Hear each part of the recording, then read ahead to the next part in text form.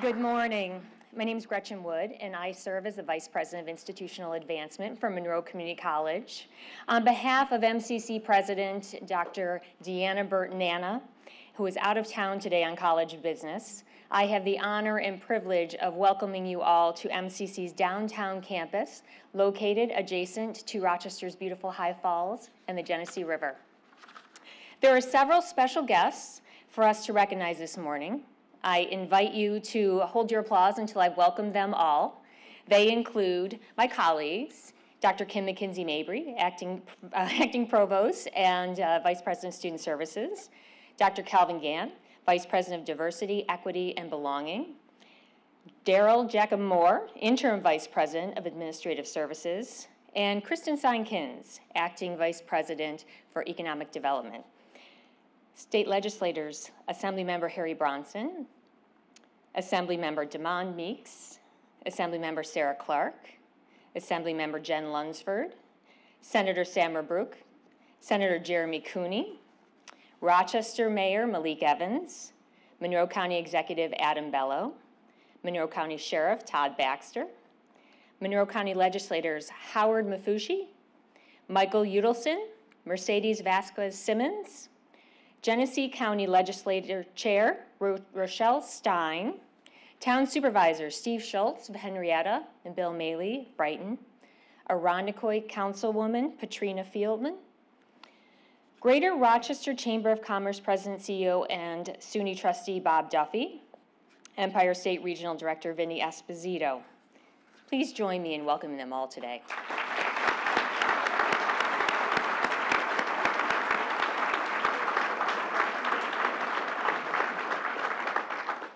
When MCC opened its doors nearly 60 years ago, it gave hope and access to high-quality education to benefit the lives of students, families, and our community.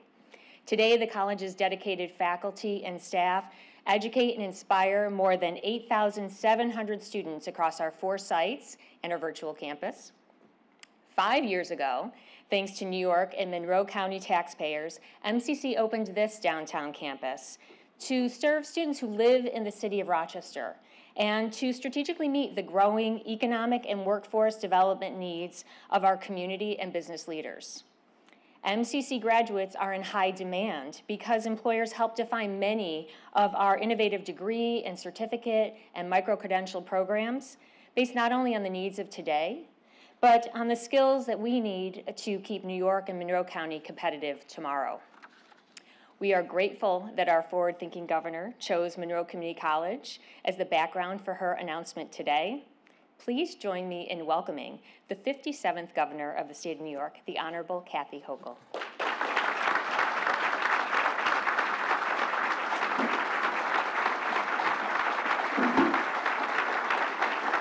Thank you. Vice President Gretchen Wood, thank you for welcoming us here today. Appreciate everyone's support. How about that record-breaking weather yesterday? 73 degrees, I'll take that in March any day. So sign of great things happening here in upstate New York. But I do want to acknowledge some of the people that I've had the opportunity to work with for many, many years. And being at MCC is really significant for me. It was a decade ago when I sat down with the former president, Ann Kress, and we talked about the needs of this community and focused on the fact that there were going to be so many more jobs and opportunities coming, but we would need to have a very intentional strategy to ensure that they had the workforce that met their needs. And so I had a chance to go out and see the Advanced Technology Center, the Automotive Tech Center. I had a chance, in fact, I have a piece of a welded material from MCC students when I was a member of Congress, and I still have that in my office today. So I want to thank MCC for being at the forefront of creating opportunities for thousands of students to position them into the jobs that are here today. So to everyone part of MCC, I thank you for what you are doing, transforming the lives of all your students and being such a significant player in the Finger Lakes community. Also, we have some of our elected officials here today. The Dean of the delegation, Harry Bronson, a Assembly member. I work very closely with Harry. Where are you, Harry? I'm looking right at you. Harry Bronson. Demond Meeks, our Assembly member, Sarah Clark, Assembly member, Jen Lunsford, Assembly member. I have a chance to work closely with them, very close, coming up in the budget. So remember, same team, you want to be with the governor. Okay, same thing as my senators. Samra Brook and Jeremy Cooney, okay? Let's do a lot of good things together.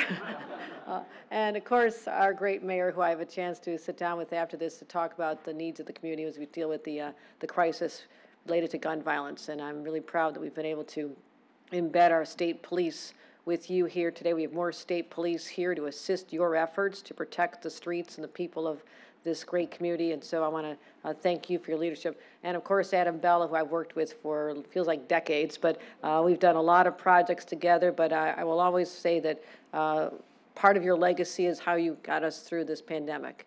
What you did was extraordinary, and it is great to say through in the past tense, because the last time we were together, I did a report here on COVID early in January, and we were heading into a very dark time. In fact, our numbers had just about hit our peak of 23% infection rate statewide. So thank you for being on the forefront of everything you did there. And also your partner in this, Bob Duffy, who has many roles, but former lieutenant governor, the head of the Greater Rochester Chamber of Commerce. But what you did during the pandemic as well, we had daily calls. I talked to all of you more than I talked to my husband, but we needed to do that. We really focused on bringing back the Western New York and the Finger Lakes region, so thank you. And also to Vinny Esposito, who's masterful at making sure that we know the projects that are important, that are meritorious. So if you want to get something done, get that guy's phone number and just call him as often as you like. So thank you, Vinny.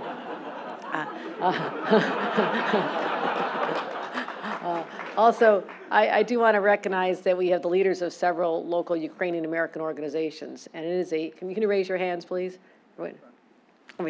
I want to thank you for reminding all of us that we are part of one family. And I had a chance to visit members of the Ukrainian community when I was a member of Congress a decade ago, and I realized how vibrant it was, and it still is. This is the largest Ukrainian population per capita in the country, I believe. And so that is significant, over 40,000 individuals here who are really making significant contributions, but also at this time when the homeland is under attack by dictators and people who want to just subjugate the great people of this country. We will not let that happen. We will continue to stand with all of you, as I've said since the beginning. Our arms are open up to all the refugees. I've been on speed dial with the White House and the State Department to say this is the land of the Statue of Liberty and a place of the largest Ukrainian American population in America, and that's therefore we want to welcome them and embrace them and help them restore that sense of dignity that's is under siege right now as well. We want them to go back home once their country is resumed under the Ukrainian power. But until then, make this your home. We will take care of you. And we've talked to many social services organizations to say, how are we going to do this? So I really, truly hope that before long we'll be able to welcome them here and know that 20 million New Yorkers stand with all of you during this time of great pain and sorrow. So I want to recognize all of you as well.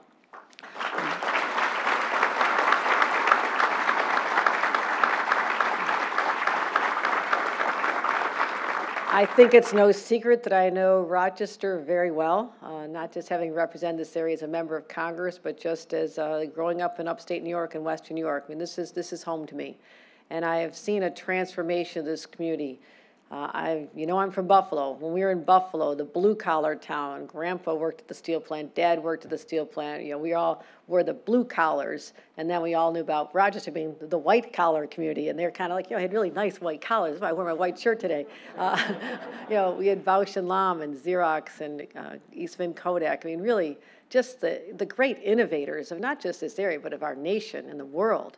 The ingeniousness of the people who came from here and the workforce that they were able to find and to just continue to manufacture, create the technologies of the future. And that's just not a legacy. That is the present. And that is also the future. So I'm really proud to be back in Rochester and happy to come back here once again. But I also, we did see some decline. We saw what happened to Buffalo. And then we thought that the white-collar jobs would always be there forever. We also saw the hit because of foreign competition, companies leaving, people going to the Sun Belt, and a lot of reasons. We sort of lost that mojo that was so a part of our DNA for a long time here in upstate New York.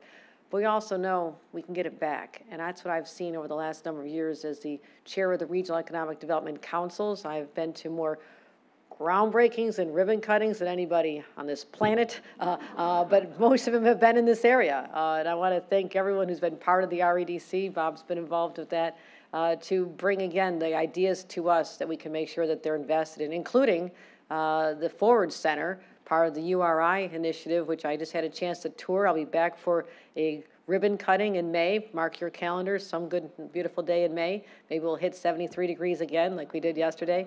And I want to come back to celebrate, again, the brilliance behind this idea that you talk to the local employers, you engage them, you find out what skills they're looking for, not today. Today's already history.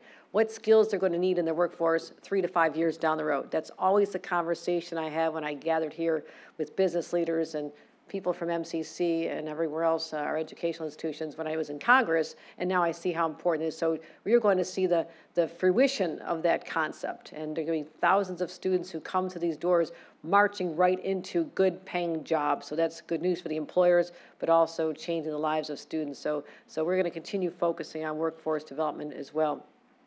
I also want to talk about some of the specific projects that I was here back in September, I think it was. We did the announcement about Constellation Brands. Wow, that was significant to know that this, globally renowned company is so confident about the future of downtown Rochester that they're bringing their headquarters and bringing the vitality of their workforce and the whole ecosystem of people are going to want to go out for lunches, I was going to say drinks, but drinks not during lunch, drinks after work. Make sure you got that right. Rob Sands is going to be mad at me for that one. But I saw the transformation of a place like Buffalo. I mean, if you went to downtown Buffalo, if you ever went to a Sabres game or you're downtown, you saw how decrepit and what a brownfield, just a wasteland it was around there. And now it is a center of vitality and life, and it's really put us on the map. That same experience is happening before our eyes here in Rochester, utilizing the most beautiful river, the Genesee River, which is spectacular, and all the assets that were taken for granted. I mean, you put factories on rivers, you block the view from the rest of the world because it's a source of energy for you, but you forget the fact that these are natural wonders that need to be cherished and shared with others, and that's what we're doing, is opening up that experience. So I've seen amazing things here. Also, even a skate park in the city. I mean, that's just a sign that you're a cool, hip kind of community. I mean, I saw Bob out there skateboarding. Yeah, I mean, you should see the tricks he was doing. So many things are happening, and I have to tell you, it's a huge point of pride for me, because I know what it was like when thousands of jobs left. This community felt beaten down. I've lived through that, and now we are back, and that is a beautiful feeling that all of us share now. And it's, again, the campus of what we're talking about, workforce training, is so critically important. And we have, as I mentioned, great opportunities for workers. And I have a picture here of me hugging some of our workers, members of the Ukrainian community, when I was in Buffalo on Friday night, experiencing that. But also it reminded me how diverse our workforce is here as well.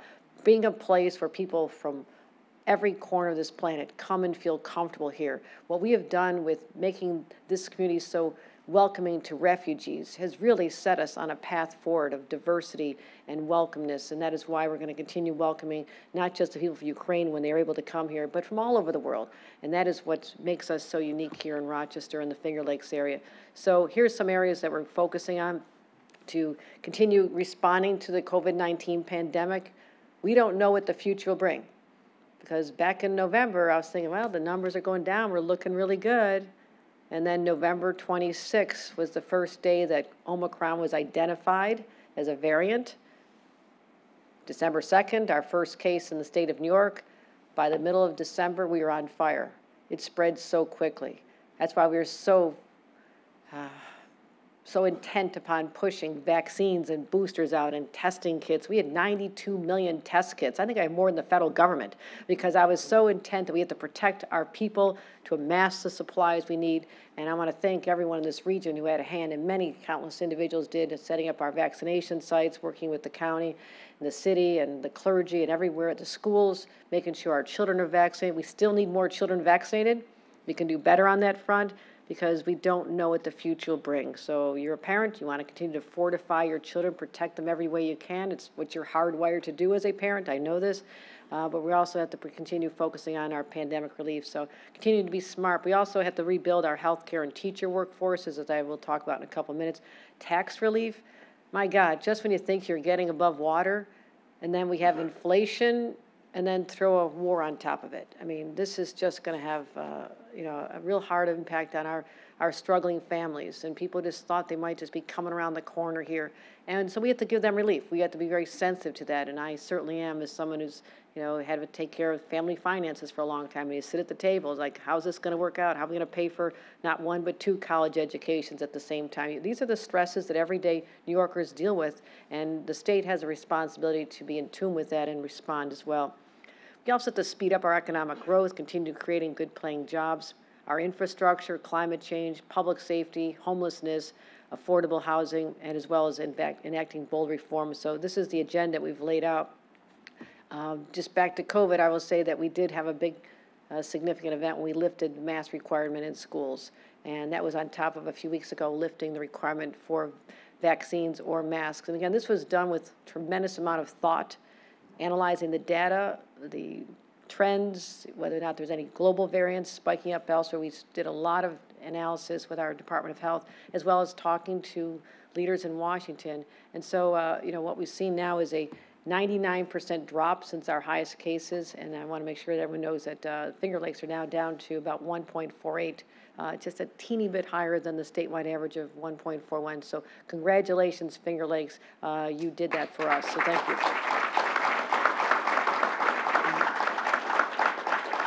So, COVID over here, hopefully stays over there. Let's talk about the recovery. Let's talk about the great New York comeback. Let's talk about the comeback of the Finger Lakes. And so let's embrace this opportunity. This is a historic moment. We look back in time through other times when our country was hit with tough challenges. I think about FDR all the time. I'm fortunate, the rare times I'm actually in Albany when I'm not running around the state, to be in the home that Franklin Roosevelt lived in. And his portrait is on the mantle, right next to the wheelchair that he had used to get around that he didn't want the public to see. So I'm very much attuned and keenly aware of what he went through when the crash of 29 hit when he was governor and our country imploded into a depression the likes of which it had never seen. So he had to deal with this as governor, then as president. And we look back at that and talk about how he led us through that time. So I want people to look back at our time in the future and say, how did New York, the epicenter of the pandemic, get through this most challenging time, not just with the pandemic, but with skyrocketing costs, geopolitical challenges across the world with Russia invading Ukraine. And this is what's going on all here in 2022. So they're going to look back at us and say, what did they do? Did it bring them down or did they rise up? This, my friends, is our moment to rise up, and that's exactly why we're going to meet this extraordinary time with what we consider to be extraordinary solutions. So this may be ambitious, but you all know me. We're going to fight our way through this, and we're going to look back and say we did the right thing, and we did it together. So as we talk about how we're going to use our budget to deal with all these stress points, we also have to make sure that we have money for the future. Now, this is kind of a radical idea in state government, but I come out of local government. 14 years, or I know Bill Maley, any local government officials in the room? Okay, you got a budget every year, it's got to work, you got to have money set aside for the rainy day, or as I call it, the blizzard day. You have to be ready for this. And so what I inherited was a situation where we have 4% of our state dollars in reserves for the challenging times. I'm going to make sure, like I had to do when I was a council member in the town of Hamburg, 15%, because if we get hit again, I want New Yorkers to know that we can be resilient and independent because we can never again count on Washington to deliver what they did. It was extraordinary. They got us through the worst times, but we don't know politically who's going to be in charge in the future. We don't know what's going to happen with their revenues, what's going to take a hit with perhaps a decline in revenues. So I want New York to be safe, and I want to know that I'll have the money to take care of any challenges that come in the future. So we're going to be socially progressive, but very fiscally conservative, and I want my budget to have 15% in reserve. So let's talk about how we're going to invest the rest of the money. We know people need money back in their pockets. This was true before, but even more so now when you just have to look at the pump. Was it $4.09 at a gallon? Is it going to even go higher? This is really painful. This is the highest it's been since 2008. 2008, I was a county clerk, and nobody was buying cars. All the SUVs were sitting on the lots. Nobody was buying houses. I remember that like it was yesterday. That really hit the revenues of our state, but it hit people very deeply. That challenge that they had. And so I want to be sensitive to that. So we're going to speed up what was a $1.2 billion middle-class tax cut. That wasn't scheduled to go into full effect till 2025. I said, let's front load that. Let's get that money in the pockets of individuals. 319,000 Finger Lakes taxpayers will benefit from that beginning this year when we get the budget done. Property taxes. Let's give you some relief. We lost the ability to deduct the state and local taxes. 2019, that was a federal Donald Trump plan. We're still paying for that. We've lost a lot of people, but those who stayed, I thank you, but we also have to give you relief whenever we can. So we have a $2.2 billion property tax rebate to the middle-class homeowners. That'll help 245,000 people right in this area as well. And our small businesses, I came to Rochester a number of times during the pandemic, and I walked around and I talked to them, and some of them were barely hanging on. Their life stream felt like it was going down the drain. They worked so hard to have a little restaurant, a little retail shop, like the little shop my mother and I started years ago. I know the pain that's involved when you just see all that just vanishing, nothing you could control. Everything was shut down. You had to lay off your employees, and now we have to help them come back because it is our small businesses that give our downtowns and our small communities their identity. That's what sets us apart. That's what makes us so charming here in upstate New York. So we are going to have $250 million in tax credit for small businesses to help overcome extraordinary expenses they had to pay during the pandemic, get their employees back. Also our farmers, we have to make sure that our farm community is strong and vital. And I have to thank all the farmers who helped us during the toughest time of the pandemic. They themselves were under stress. Dairy farmers in Wyoming County, Genesee County in particular, all across the state.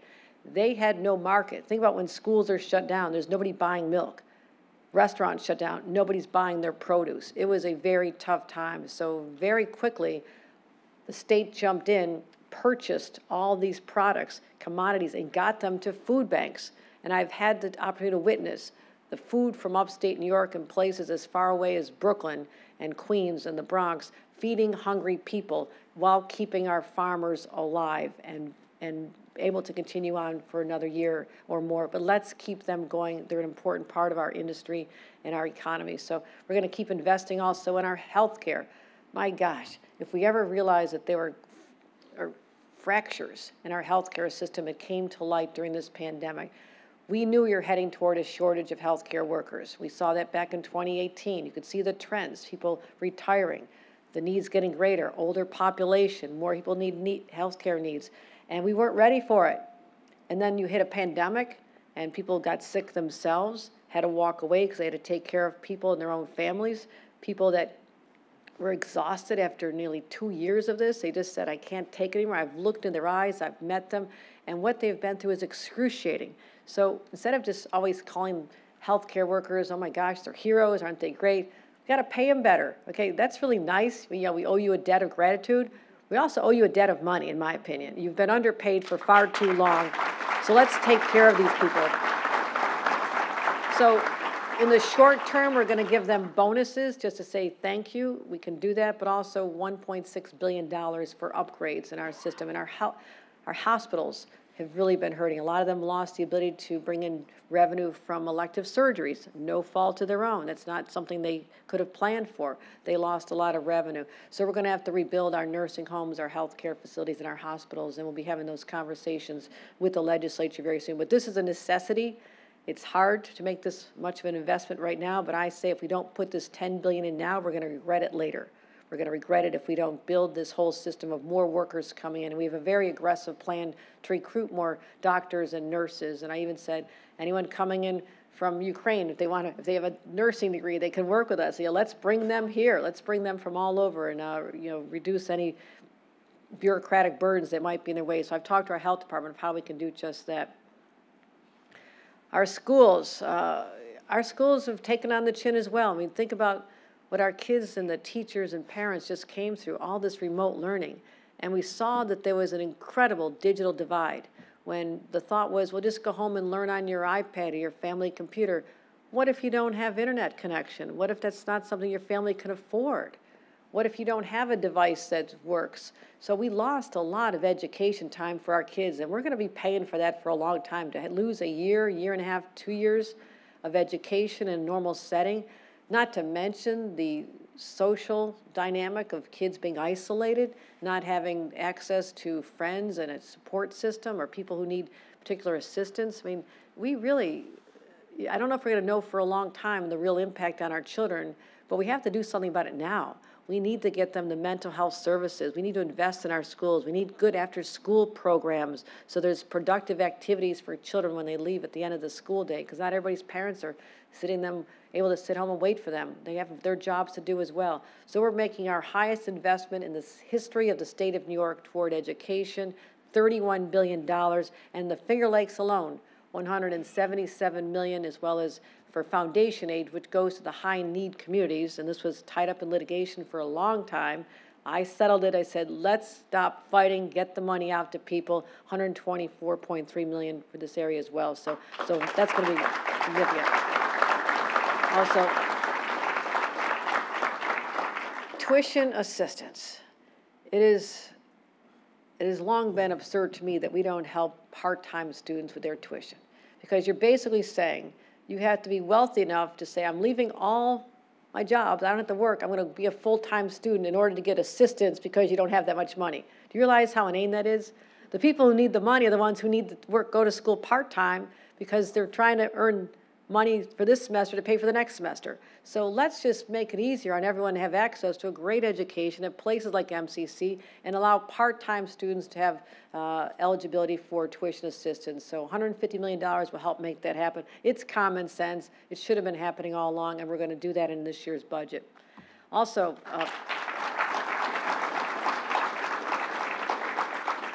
as I mentioned, the Ford Center right here. Let's get the word out to students. I want to make sure that we're helping spread the word that we'll be taking students in a very short time, scaled up over the next 3 years, but this is ingenious, and I want to see more of these. This is going to be a role model for what we do all across the state, so I'm very excited about that as well. So we're going to continue investing in workforce development and the economy. I said at my State of the State, I want to have New York State be the most business-friendly and the most worker-friendly state in the nation. We can achieve that.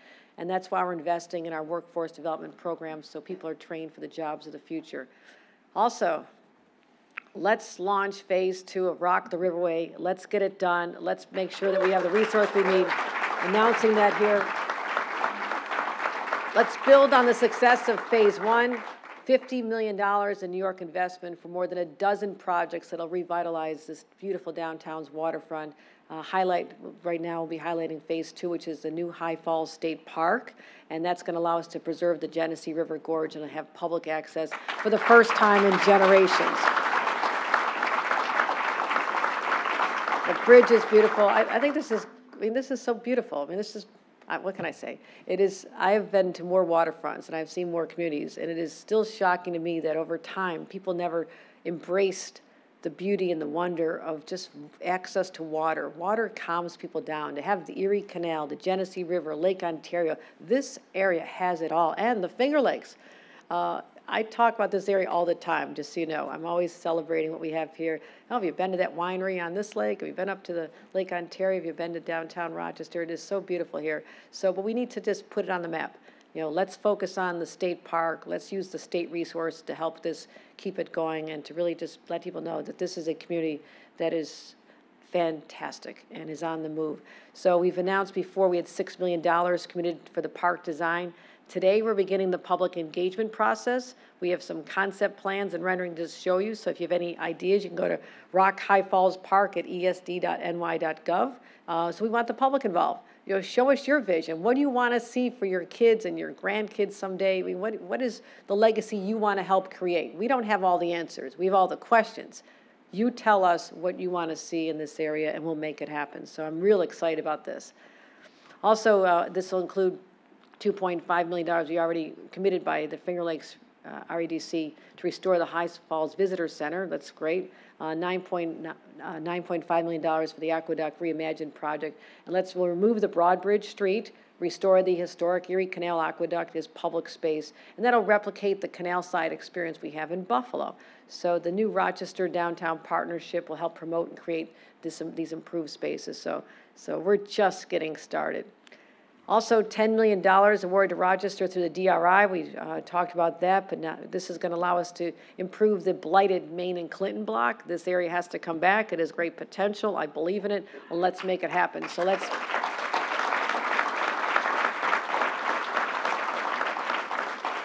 we're going to start the public input sessions. Let's see what the public has in mind. Again, this is where all the great ideas are going to come from. Today just began. Also, as I mentioned, overall, we want to continue the downtown revitalization initiatives. This is one of the most fabulous projects ever envisioned, because you go to a community, and again, this is where my local government experience comes in.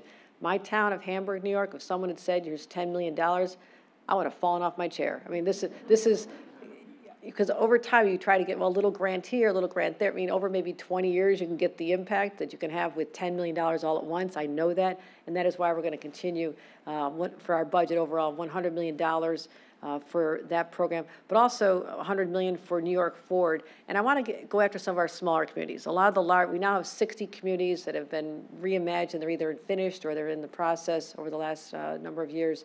But smaller and rural communities need to apply as well. Some communities, and I've been to all of them, they're literally an intersection, but that might be a little bit run down. It might have great potential, a couple of buildings, but the upstairs could be converted into residential. The first floor could be a little brewery, a little retail shop, an incubator, but they don't have the money or the resources. So we could actually make it a lot easier on them as well. And I also said, one reason a lot of smaller communities don't apply is they don't have an on-staff grant writer. That's expensive. So I said, I want my team to be holding the hands of these communities, letting them know what to do, breaking down, make it easier for people to get that money so they can transform their communities in the likeness that they want. Let them be the ones that charge that vision forward. So we're going to be announcing much more on that as well. Also, as I mentioned, the need for broadband, $1.4 billion for the Connect All initiative. We have to have more affordable broadband. This, to me, I figured this out a long time ago. This is like air. I mean, if you're breathing air, you don't even think about it. You know, of course you're going to breathe. Of course you're going to have broadband. It's always, if you don't have it, you are suffocating and you're being held back. Your kids can't apply for tuition assistance online. A small business can't sell to the market, the e-commerce markets, because they don't have that access. And we still have too many underserved areas, and cost has been a barrier, so we're going to continue focusing on a reliable broadband initiative. So $1.4 billion for that across the state, and we're also going to be continuing to focus on our tourism campaigns, another $60 million for our tourism campaigns, and support our regional economic development councils. Also, I've seen more of these. See, those are shovels. So it's shovel ready. We're going to make sure we have shovel ready sites all over the state of New York, another $200 million, because employers, businesses looking to expand, they want to go to states where they don't have to deal with a lot of hassle. They want to be able to say, I've got an idea. I can go anywhere in the country. Believe me, I've talked to them, and I'm always trying to recruit them here in upstate New York.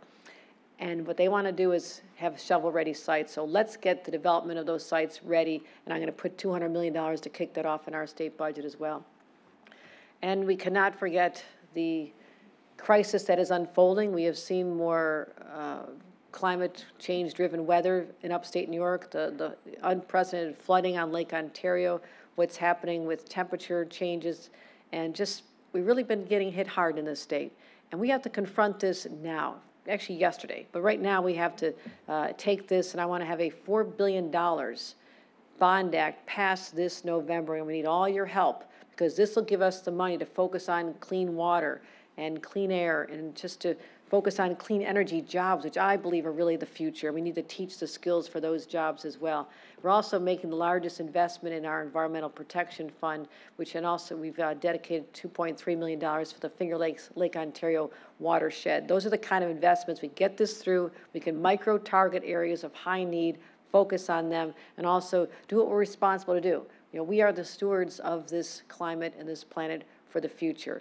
What happens now in our hands will make a profound difference on the lives of our children and grandchildren. That's how I look at this. So I need your help to get that passed as well. We're also focusing on offshore wind. We have some manufacturing being done upstate. We're literally going to do a lot of this off of Long Island, but we're manufacturing the component parts here in upstate. So I love the fact that there's a whole ecosystem that we can build the parts of the turbines and all the component parts and get them shipped down, literally down Erie Canal, Hudson River, and they're down in Long Island. So we've been focusing on that as well. And also our state parks.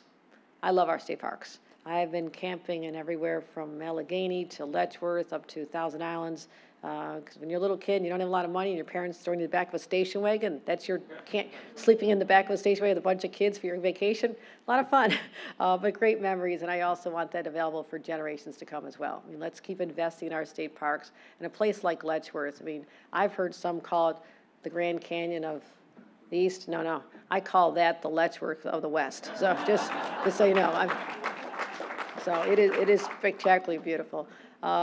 Also, our roads and bridges, I mean, gosh, the weather is tough on our roads and bridges. We know that. So we need more money upstate to deal with the effect of that. So we're going to have the largest investment in infrastructure in our history, $32.8 billion. And that's also, when you think about infrastructure, yes, we have to fix the potholes.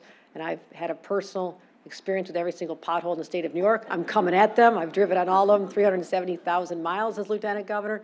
And I know how important it is. You know, it's part of an image of a community. You drive through city streets or rural areas and you're hitting potholes, you see curbs that are all run down. It doesn't give you a good image of a community. So something like that, when it's built up and fixed, and it just feels, there's a sense of pride in a community. And it's just expensive for localities to do this. I know this. I tried many times in my town. We did the best we could. So let's focus on that, our transit hubs, making sure we have resources, going at the potholes, but also major infrastructure projects as well. So our local numbers are going to be almost $50 million for the CHIPS Highway Aid Program. Let's get it out there. Pave New York, another $13 million. Our extreme weather recovery, almost $10 million. And our state touring routes to fix up the roads so people drive around, again, making it a beautiful experience, almost $9.3 million on that.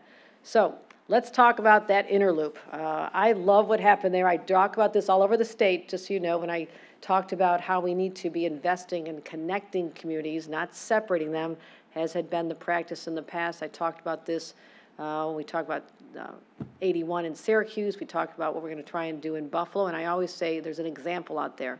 There's an example of what people came together and did in Rochester, and it is extraordinary.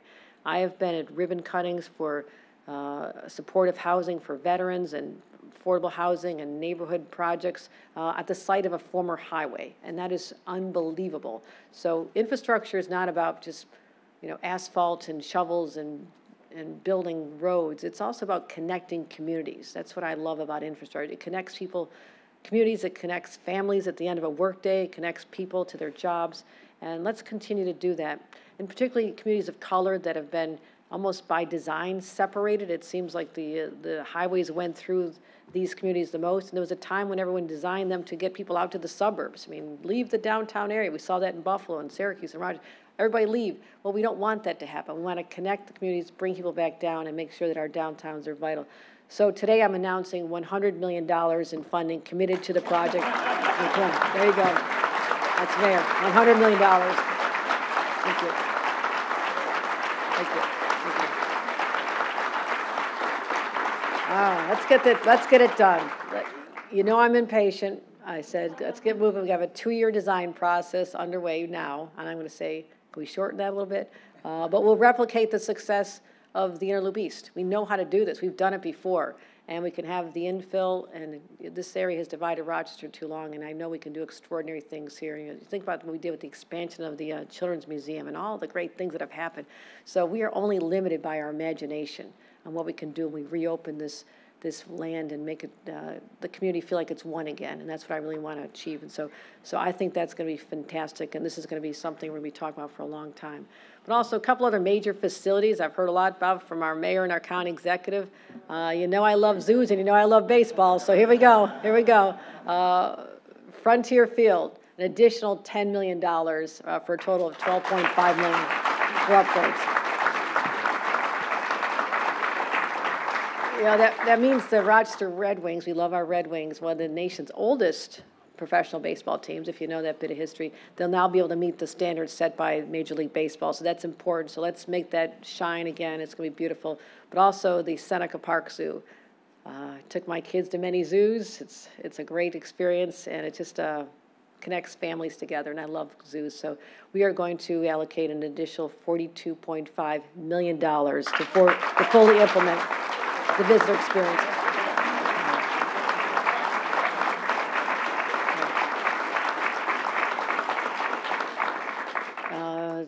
Region's second largest tourist attraction. I think we're going to even go higher. This is incredible. So thank you for your.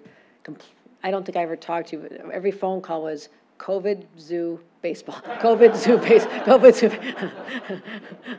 So there you go. Affordable homes, as you mentioned, I cut more ribbons and done more groundbreakers in the Finger Lakes area than anywhere else in the state. We've done a lot in the past, but we have more to do. We have more people who need affordable homes. So I'm going to go big on this one. My philosophy is go big or go home. We are not going home. We are going to invest $25 billion, unprecedented amount of money, into the ability to create 100,000 affordable homes. And that's going to preserve homes, it's going to create new homes, and supportive services. We have had the opportunity, senior housing in Arundicoy. I mean, I was just going through my staff as I was coming in today. I said, can you make a list of all the ribbon cuttings and groundbreaking I've done in affordable housing, senior housing, housing for veterans, all over. And it was such a long list, like, forget it. It's too big, because that's happening here, but we're not going to rest on our laurels. We have more to do. And, we've done Sibley Square, HCR Liberty Landing, and Charlotte Square. I mean, there's so many great models out there, and I want to continue to invest, because this helps, particularly if it's senior housing, allows our seniors to age in dignity here and have the supportive services they need, so they don't have to go somewhere else. They can be near their families. But also for young people, we have to make sure that they have an opportunity to live in the community that they were raised in and be part of our whole workforce. So I think this is going to be transformative. I'm real excited about getting that money out there as well. Also, our rural communities, we're going to invest over $1 million in the neighborhood preservation program and our rural programs as well. We cannot forget our rural areas. They may not be, because they're not the largest, they don't have a lot of representatives, and their clout has always been kind of questioned. I have to tell you right now, no longer. You have great advocates in the local delegation. You have here great champions for the rural areas, but also I personally have visited more farms and milked more cows and seen more of the hardworking individuals. Sometimes it's the third, fourth, fifth generation farmer, and we need them to survive because they're part of our identity. So we're going to help them with their additional costs, as well as the communities with lower cost housing in the rural areas as well. And supporting, again, energy crisis. Energy prices are going to the roof. We have programs. We have to get information out there about HEAP and other opportunities we have to help people get through those tough areas, tough times of paying those bills. And I do want to shift to an issue that's, very much in the headlines, not just in Rochester, not just New York City, all across the country. And someday sociologists will try to determine what happened during this pandemic that led to the human condition changing and people losing hope and people losing their jobs and feeling very desperate, and why we have seen an increase in crime. And we'll deal with the root causes, and that's important. But we also have to deal with the fact that we have to save people's lives. We do have a record number of homicides here in Rochester.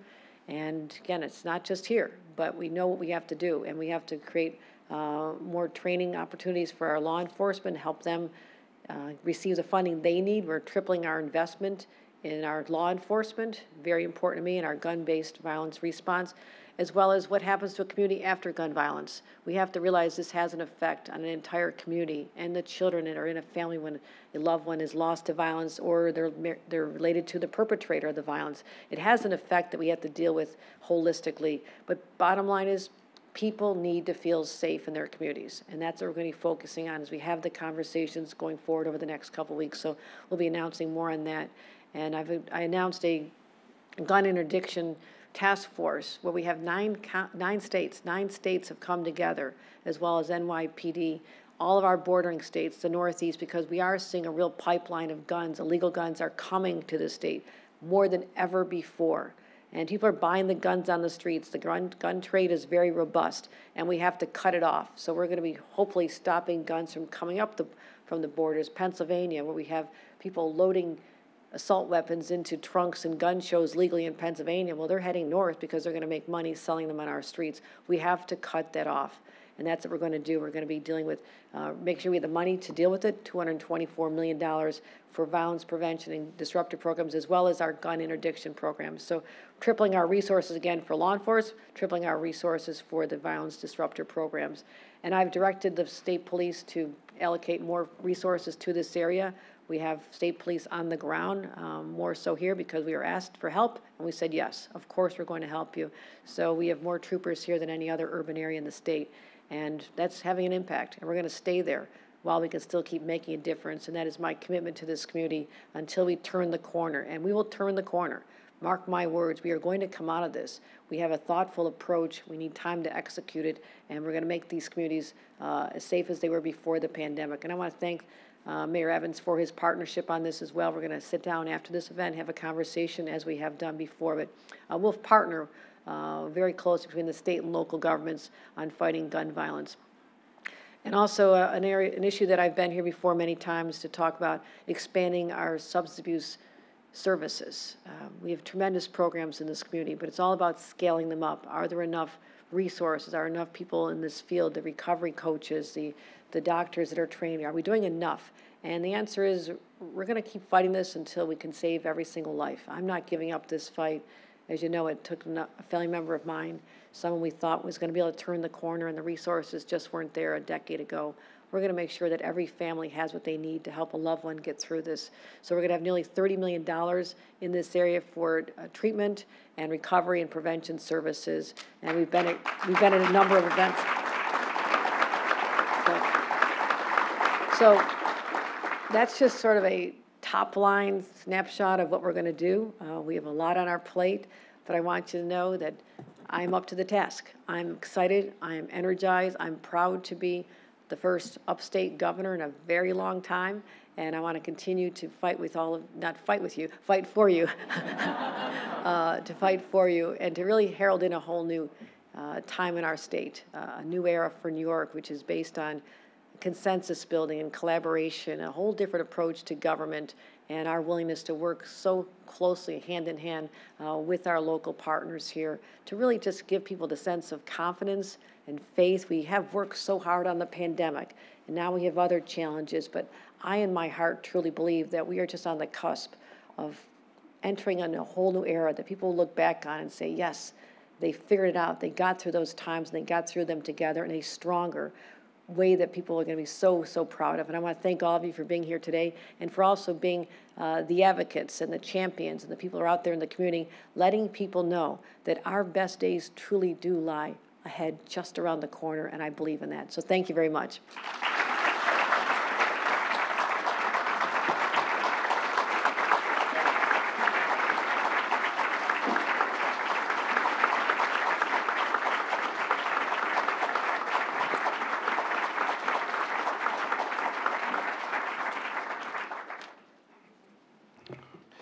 Good morning.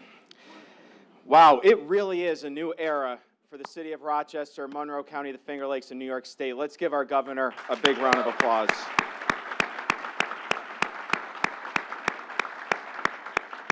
I want to begin by thanking Governor Hochul. Thank you for recognizing the critical needs that we have in our community as we work to rebound from this pandemic, and working hand in hand, as you can tell from the governor's presentation. The governor has listened. She's worked with all of us local elected officials, our state delegation, and today the governor really has delivered. Monroe County is on the rebound. We are looking to invest in our public safety, our public health, workforce development, and our key infrastructure. Critical pieces of our recovery that are directly addressed in today's presentation. Revitalizing our recreational and tourism industries is a primary piece of this recovery. And the investments announced today in the Seneca Park Zoo and Frontier Field by New York State are a huge investment for our community.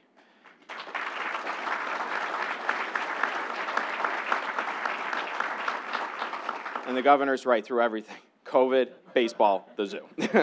But New York State, let me tell you, the Seneca Park Zoo, the Rochester Red Wings, these are part of the bedrock of our community, what we are known for. The zoo is the second largest tourist draw in the region, and the Red Wings draw more than 450,000 people to Frontier Field every year. This year, as Monroe County celebrates its 200th anniversary, and for 158 of those years, that history, the Rochester Red Wings have played ball in Rochester, 158 years. The Seneca Park Zoo has operated for 129 years. These are institutions that elevate tourism and the quality of life in Rochester and Monroe County. As we celebrate the bicentennial, we also celebrate 100th birthday of Frederick Law Olmsted. The Seneca Park Zoo is located in an Olmsted Park. This partnership with New York State and the investments that New York State and Governor Hochul are making in the Seneca Park Zoo will allow us to modernize and expand our facilities, allow us to create a state-of-the-art zoo, bring in new first-class exhibits, and create one of the most premier zoos in the entire region. Families, children from across the Finger Lakes region and beyond will be able to come to our zoo here in Monroe County to learn how to connect with, care, and conserve wildlife in wild places. I cannot wait to share more details with all of you. And when it comes to Frontier Field, the partnership and investment with the governor will help ensure that this vital asset meets Major League Baseball standards, and Rochester Red Wings will call Rochester home for the next 158 years.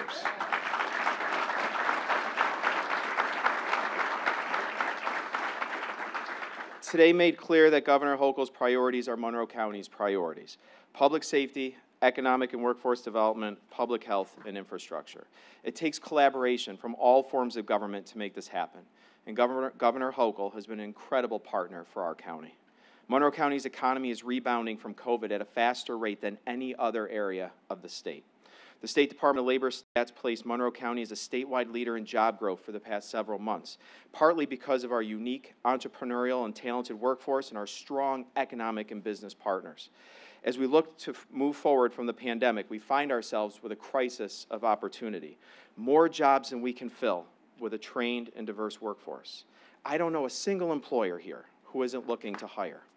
And that's why Governor Hochul's focus on workforce development in this budget, with an investment of $350 million and a particular focus on healthcare field, will be felt directly in our community. And Governor, I pledge we will put those dollars to use to create and strengthen that pipeline, from workers to trainers like the folks here at MCC to our job creators, to put people to work.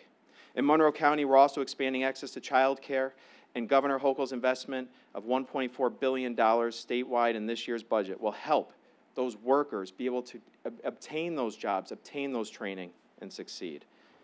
We need additional funds for better roads and bridges, and the governor listened and she acted. The governor's budget prioritizes Monroe County and will ensure that we continue to thrive economically and help businesses that are impacted by COVID-19 recover and build. These critical investments the governor's prioritized will help keep that momentum going, bring our economy to new heights, and give people even more reason to live here and spend time here in this great county.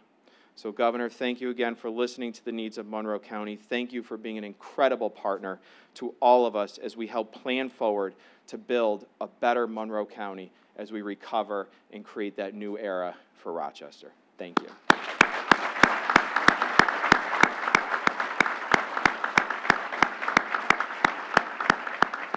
And just as Monroe County has a strong partner in Governor Hochul in the state of New York, we also have a remarkable partnership with our friends at the City of Rochester.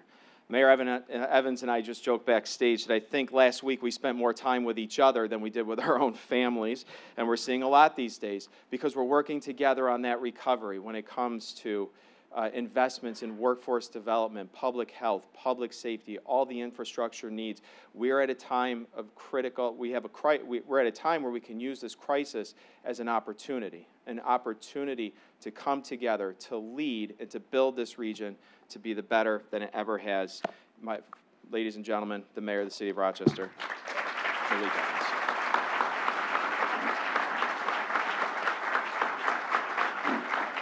Mrs. Evans is here. See, honey, I told you I was spending all that time with the county executive.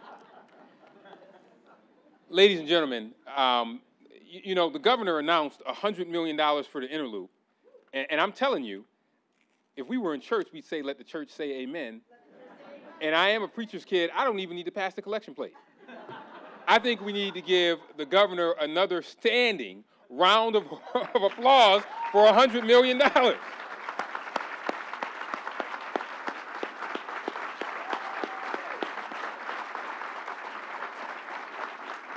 Thank you.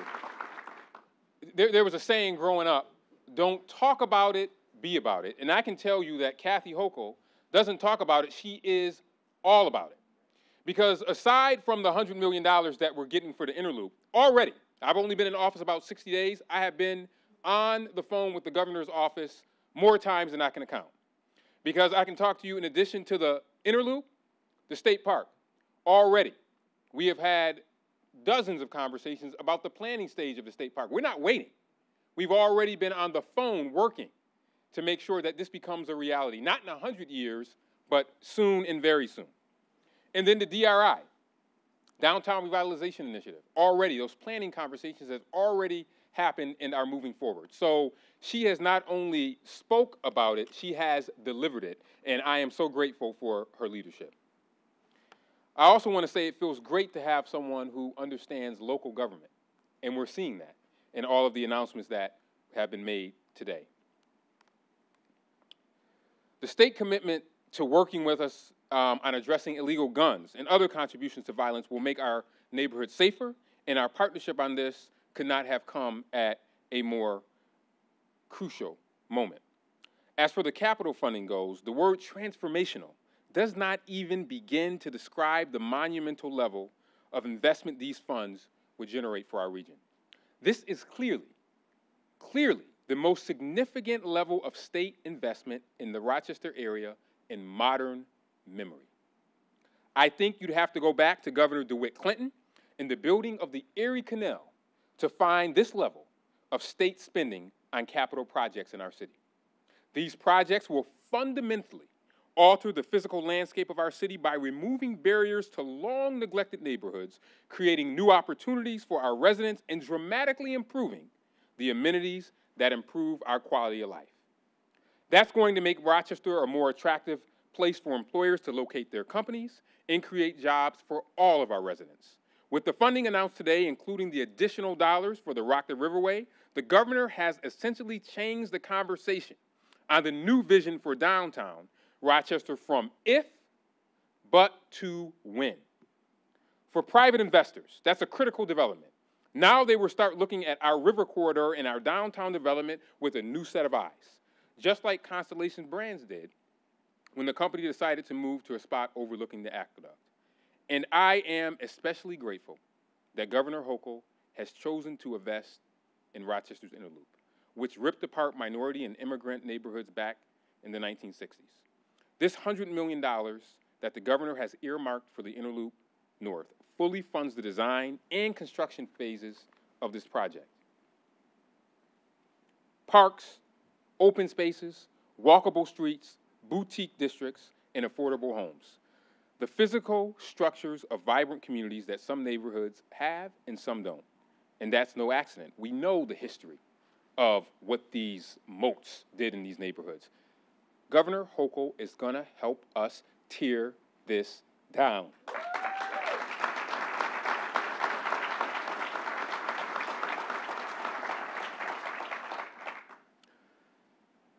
The people of Rochester, particularly our black and brown community of Rochester, are finally getting the attention they deserve, and this is evidenced by the dismantling of this inner loop. And by that attention, I'm not talking about a 3-syllable word. I am talking about dollar signs with eight zeros in the jobs that go with it. That's a lot of attention. The city of Rochester is truly fortunate to have a governor who is committed to racial equity, and we're also fortunate to have a governor who knows exactly how much New York State there really is. She doesn't need a map on where Rochester is.